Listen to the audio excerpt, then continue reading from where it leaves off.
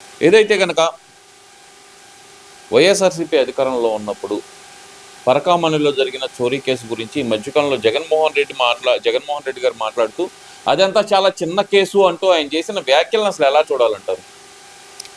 అతనికి దేవుడు అంటే పడదు.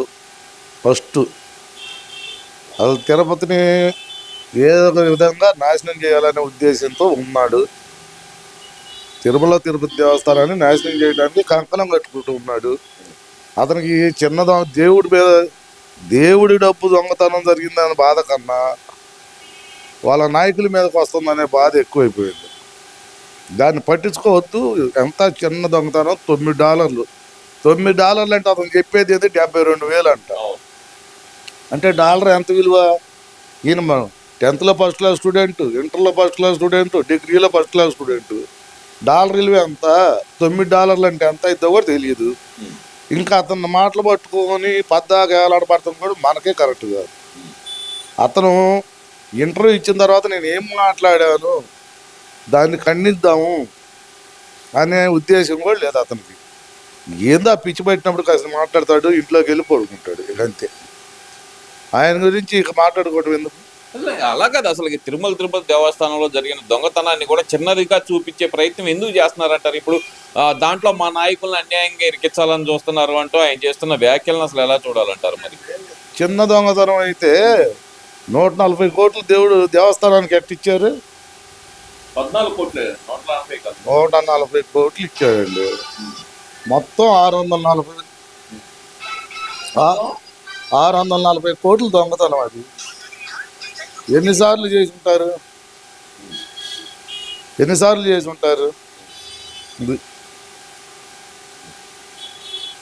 అంటే ఎందువల్ల అంటారు వాళ్ళు? అసలుకి ఇంత దొంగతనం జరిగినా దాన్ని చిన్నది అని చెప్పే ప్రయత్నం ఎందుకు చేస్తున్నారు అనుకోవాలంటారు?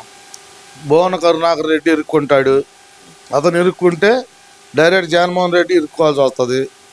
అన్నీ బయటకు వస్తాయి అనే భయం మెయిన్. సుబ్బారెడ్డి ఇరుక్కుంటాడు. అందరూ ఉన్నారు దానిలో. అందుకే కదా హడావడిగా వాళ్ళు రాజీ చేసుకున్నారు. మేము రాజీ చేసుకొని కూడా 14 కోట్లు ఏదైతే కనుక దేవస్థానానికి కట్టించాము, 72,000 కొట్టేస్తే 14,000 కట్టిస్తే 14 కోట్లు మేము కట్టిస్తే గనక మమ్మల్ని అభినందించాల్సింది పోయింది. ఏంది ఈ మాటలు? మా వాళ్ళని ఇరికించాలని చూస్తారా? ఇది రెడ్ బుక్ రాజ్యాంగం అంటున్నారు కదా. మరి ఒక ఎంప్లాయీ $9 దొంగతనం చేసినాడు, 14 కోట్లు ఎట్ట కడతాడండి? ఏ రకంగా కడతాడు? ఒక ఎంప్లాయీ అతను 14 కోట్లు ఎప్పుడు సంపాదించాలి? అతను ఎప్పుడు కట్టాలా? వీళ్ళందరినీ చెప్పమండి, క్లారిటీ ఇవ్వమండి. లేదా వీళ్ళ జేబుల్లో సొమ్ములు వేసుకొని ఏమైనా ఇచ్చారా? ఒక ఎంప్లాయీ దగ్గర 14 కోట్లు యాడ్ నుంచి వచ్చింది మెయిన్. సరే 14 కోట్లే అనుకుందాం, ఎక్కడి నుంచి వచ్చింది? అసలు దొంగను పట్టుకుందే మేం కదా. చంద్రబాబు హయాంలో పట్టుకోలేకపోయాడు కదా, దొంగని మేమే కదా పట్టుకుంది అంటున్నాడు కదా. మరి దొంగని పట్టుకున్నారు. పట్టుకున్న తర్వాత మరి ఇంతకాలం బయటికి రాకుండా చేశారు దాన్ని. 5 సంవత్సరాల నుంచి గుడుకురాని పళ్ళు తవ్వుతున్నారు మీరేమన్నా. బయటికి రానియకుండా ఇప్పుడు చంద్రబాబు వచ్చినా బయటకు తీశారు. ఇంక ఇప్పుడు దొంగ అంటే భుజాలు తోడుకుంటున్నారు. ఇవన్నీ కాకుండా అసలు ఈ తిరుపతి వ్యవహారంలో ఒక నిర్లక్ష్యమైన ధోరణిలో వైసీపీ నాయకులు సమాధానం చెప్పడాన్ని, దాన్ని కూడా రెడ్ బుక్ రాజ్యాంగం, తిరుమలలో జరిగిన ఏదైతే కల్తీ లడ్డు వ్యవహారం కానీ, లేదంటే ఈ పరకామణి కేసు కానీ, లేదంటే 3,000 కోట్ల రూపాయల టెండర్ల విషయంలో కానీ అసలు ఎందుకని ఇంత నిర్లక్ష్యంగా సమాధానం చెబుతున్నారు అనుకోవాలంటారు? మెయిన్ ఒకటండి, తిరుపతిని మొత్తం వీళ్ళు క్రిస్టియన్ కమ్యూనిటీ, వీళ్ళు అసలు తిరుపతిలో పనికిరారు. తిరుపతిని నాశనం చేయాలని చూశారు. భోజనాల విషయంలో నాశనం చేశారు. ఏమండి, లడ్డు విషయంలో నాశనం చేయాలని చూశారు. పరకామణి దగ్గర అదే పొజిషన్. ప్రతి ఒక్కదానికి వీళ్ళు చేస్తుందే ఇది. వాళ్ళకి తిరుపతిని నాశనం చేయాల అంతే. ఎందువల్ల అంటారు అసలుకి ఇంత? సరే ఇదంతా ఒకేతే అయితే జగన్మోహన్ రెడ్డి గారు కూడా వాళ్ళని శిక్షించాలి, తప్పు చేసిన వాళ్ళు శిక్ష పడాలి అని చెప్పకుండా ఆయన కూడా వాళ్ళని తప్పించే ప్రయత్నం ఎందుకు చేస్తున్నారు అనుకోవాలంటారు? లడ్డుల్లో, కల్తీ లడ్డుల్లో అన్నిట్లో ఇటు ఆట ఉన్నాయి కదండి. వాళ్ళని శిక్షించమంటే ఈయన కూడా బయటకు వస్తాడు కదా. ఇదిగో వీళ్ళు నన్ను శిక్షించమన్నాడు కాబట్టి ఇదిగో జగన్మోహన్ రెడ్డి ఉన్నాడు, జగన్మోహన్ రెడ్డి చేయమంటేనే మేము చేసాం అని చెబుతారనే భయం, దానివల్లే ఆయన వాళ్ళ వెనకేసుకు వస్తున్నాడు. ఏందంటారు ఈ జగన్మోహన్ రెడ్డి గారు ఆంధ్రాలో అసలు అరాచకం పెరిగిపోతుందంటూ ఆయన చేస్తున్న వ్యాఖ్యలు ఎంతవరకు సమర్థనీయం అనుకోవచ్చు అంటారు? ఎక్కడ పెరిగింది అరాచకం చెప్పానండి? ఏ దేవుడి గుడిలో అన్నా దేవుడిలో తలకాయ పగలు కొట్టారా? ఎక్కడన్నా ఆయన చెయ్యర కొట్టారా? ఎవడు గవర్నమెంట్లో జరిగింది అరాచకం? అరే అక్కడ సింహం పోతేనేమో, వెండి సింహాలు పోతేనేమో ఏముంది, సింహాలు పోతే మళ్ళీ కొనవచ్చుగా అంటాడు ఒకడు. ఆనిసం చెయ్యి రీతే అయితే ఇంకో ఎకరం చేయొచ్చు అంటాడు ఇంకొకడు. అదే అరాచకం, ఇప్పుడు అరాచకం చేసింది మీరు. అందుకే ప్రజలు మీకు 11 ఇచ్చి పక్కన కూర్చోబెట్టారు, అయినా మీరు సిగ్గు లేకుండా మాట్లాడుతున్నారు.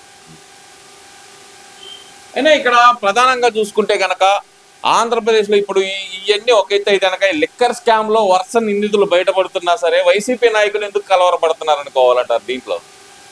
ఇప్పుడు జగన్మోహన్ రెడ్డి గారు లిక్కర్ ల్యాండ్లో 30,000 మందిని సాగుకొట్టి అవన్నీ బయటకు వస్తాయి కదా. ఈ కల్తీ లిక్కర్ మొత్తం బయటకు వచ్చింది అనుకోండి, మొత్తం స్కామ్ 5 సంవత్సరాల నుంచి జరిగిందంతా బయటకు వచ్చింది. వరుసను పోతారు లోనకి, దానికోసమే కలవరపడుతున్నారు. అదే మెయిన్. ఇప్పుడు జగన్మోహన్ రెడ్డి నిజంగా ప్రజల మంచి కోరే నాయకుడు అయితే జోగి రమేష్ని పార్టీని సస్పెండ్ చేయాలా? చేశాడా? లేదు, అమాయకుడు అంటున్నాడు కదండి ఆయన. మరి అదేనండి చెప్పేది, ఆయన అమాయకుడే, జగన్మోహన్ రెడ్డి కూడా అమాయకుడే పాపం. ఏం తెలీదు, 30,000 మంది జనాలను సాగొట్టారు అంతే వీళ్ళందరూ కలిసి. 30,000 మందిని, దాదాపు 1,00,000 మంది హాస్పిటల్ పాలయ్యారు. వీళ్ళ పుణ్యం అంట, ఈ కల్తీ లిక్కర్ పుణ్యం అంట. వాళ్ళలో నేను ఒకడిని. అది వాళ్ళలో నేను ఒకడినే హాస్పిటల్ పాలైపోయి ఇదిగో చూడండి ఎట్టున్నాను, ఒకప్పుడు ఎట్టున్నాను, ఇప్పుడు ఎట్టున్నాను. కూట ప్రభుత్వం వచ్చి 1.5 సంవత్సరం అయింది, మరి అప్పటి ఎఫెక్ట్ ఇంకా ఉందంటారా మరి మీకు? ఎందుకున్నదండి, అది అంత అడ్డగోలు పోయే ఎఫెక్ట్. అది అచ్చంగా స్పిరిట్ తాపించారు కదా. నాణ్యమైన మద్యం అంటున్నాడు కదండి ఆయన. నాణ్యమైన మద్యం అంటే భుజాలు దాడుకోవడం ఎందుకు? ఇప్పుడు భుజాలు దాడుకోవడం ఆ రోజున ఇవాళ ప్రతి ఒక్క చోట్ల ఫోన్పేలు ఇవి పెట్టారు. ఆ రోజున ఫోన్పేలు ఎందుకు పెట్టలేదు వయసుల్లో? డబ్బులు అందరి దగ్గర ఉండవు కదా, కూలీ నాలిని చేసుకునే వాళ్ళే కదా మద్యం ఎక్కువ తాగేది, వాళ్ళకి ఫోన్ పే తెలియదు కదా, అందుకని పెట్టలేదని చెబుతున్నారు వాళ్ళు. అదొక కారణం చెబుతున్నారు వాళ్ళు. ఊరు చెప్పారండి, వాళ్ళ ప్రతి ఒక్కరు ఫోన్ పే వాడుతున్నారు దాదాపుగా. అవును, ప్రతి ఒక్కరు ఫోన్ పే వాడుతున్నారు, అందరికి అలవాటు అయిపోయింది. వీళ్ళు చెప్పేది ఏంది?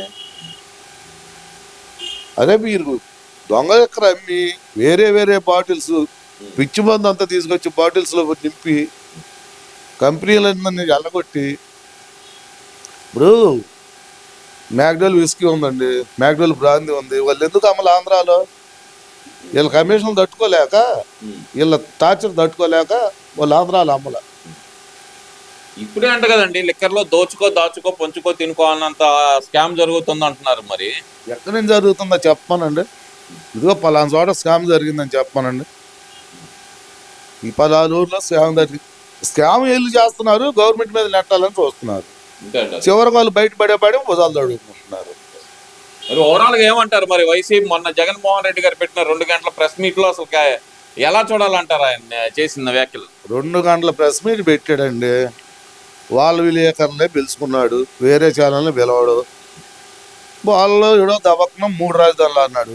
అమ్మో టైం అయిపోయింది, ఇప్పటికే 3 రాజధానులు అనేప్పటికీ భయం వేసింది.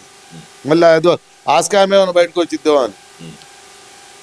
తిరుపతిలో కనుక ఏ పని చేయకుండా 3,000 కోట్లు ఎట్టా టెండర్లు పిలిచి కాంట్రాక్టులకు దొబ్బిచ్చాడు. మళ్ళీ 3 రాజధానుల విషయంలో కూడా అట్టానే ఇచ్చారు కదా. ఆడ 600 కోట్లు పెట్టి ప్యాలెస్ కట్టి బంగారంలాగా ఆదాయం వచ్చే వాటిని రిసార్ట్ని కూల్చేసి ఈ ప్యాలెస్ కట్టి ఇప్పుడు లేనిపోయిన తలనొప్పిలేక గవర్నమెంట్కి.